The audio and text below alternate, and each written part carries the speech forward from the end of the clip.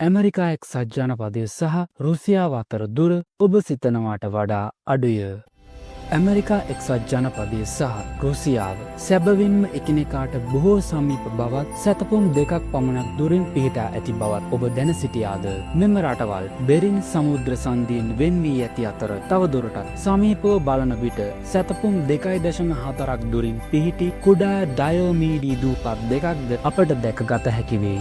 මෙම දූපත් දෙක අතරින් කුඩා ඩයෝමීඩි දූපත එක්සත් ජනපදයේ භූමි සීමාවට අයත් වන අතර ඇමරිකා එක්සත් ජනපදයේ වඩාත්ම හුදකලා නගරවලින් එකක් වන එහි ජනගහනය දැනට ජීවත් වන්නේ 82ක් පමණි. රුසියාවට අයත් වන්නේ ඩයෝමීඩි දූපත් දෙක අතරින් විශාල ඩයෝමීඩි දූපතයි. නමුත් ඇමරිකාවේ මෙන් සාමාන්‍ය ජනතාවක් නොව මෙහි සිටින්නේ හමුදා නිලධාරීන් පමණි.